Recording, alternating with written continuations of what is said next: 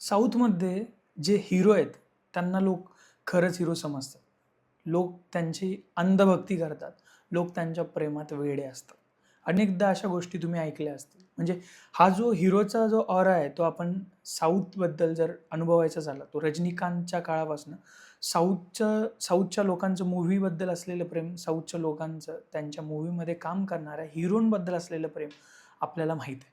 But ह्या प्रेमापोटी एका हिरोला लोकांनी आपला मुख्यमंत्री बनवलेलं भारताच्या इतिहासात पहिल्यांदा घडतं. म्हणजे जर तुम्ही बघितलं तर ज्या निवडणुका तमिळनाडूमध्ये पार पडल्या होत्या, त्या निवडणुकांचे रिझल्ट समोर आले आणि त्याच्यामध्ये TVK, तमिळगाव वेट्री कळगम, हा जो थालापती विजयचा जो पक्ष आहे, तो जवळजवळ 106 जागांवर निवडून आला आणि तमिळनाडूमधला सगळ्यात मोठा पक्ष बनला. यापूर्वीचे तमिळनाडूचे असलेले मुख्यमंत्री म्हणजे MK स्टॅलिन यांचा जो DMK म्हणून पक्ष होता, तो फक्त 56 जागांवर तो सीमित राहिला आणि त्यानंतर AIMDMK जो पक्ष होता, ज्याची भाजपसोबत युती होती, तो 76 जागा मिळवण्यात यशस्वी ठरला. बट तमिळनाडूमध्ये म्हणजे तमिळनाडू विधानसभामध्ये टोटल 234 जागा आहेत आणि बहुमतासाठी कुठल्याही पक्षाला जर बहुमतानं सत्ता स्थापन करायची असेल तर 118 जागांवर आपल्या पक्षाच्या जागा किंवा आपल्या पक्षाचे आमदार येणं गरजेचं. आपल्या पक्षाच्या स्थापनेनंतर झालेल्या पहिल्याच निवडणुकीत ही गोष्ट साध्य करण्याच्या जवळजवळ पोहोचला, तो म्हणजे थालापती विजय.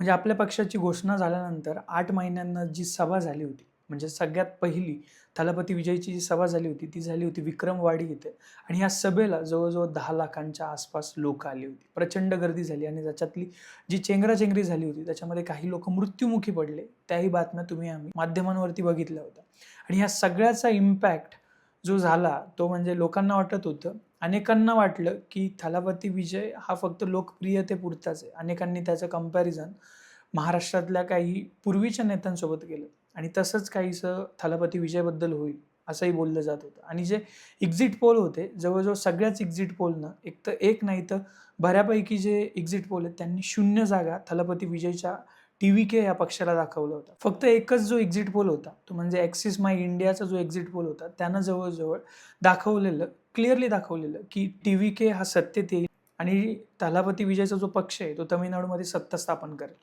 आणि जवळजवळ झालंही तसंच. म्हणजे TVK हा सगळ्यात मोठा पक्ष ठरला तमिळनाडूच्या विधानसभा निवडणुकीमध्ये 2026च्या आणि आता जवळजवळ सत्ता स्थापनही करणार आणि TVKचाच मुख्यमंत्री होणार हे जवळजवळ निश्चित झालं. आत्तापर्यंतच्या इतिहासामध्ये एक जो सुपरस्टार आहे, म्हणजे याआधी देखील तमिळनाडूमध्ये अनेकांनी पक्ष स्थापन करण्यात आणि सत्ता स्थापन करण्याचा प्रयत्न केला, बट त्यांना फारसं यश आलं नाही. याच्यामध्ये जो थालापती विजय त्याला या निवडणुकीत यश मिळण्याचं सगळ्यात महत्त्वाचं आणि पहिलं जे रिझन आहे ते म्हणजे त्याची असलेली लोकप्रियता, त्याच्या पिक्चरमधनं, त्याच्या कॅरेक्टरमधनं लोकांना अपिलिंग वाटणारे त्याचं जे कॅरेक्टर आहे किंवा लोकांना अपिलिंग वाटणारी त्याच्या पिक्चरची स्टोरी आहे, ह्या सगळ्या गोष्टी.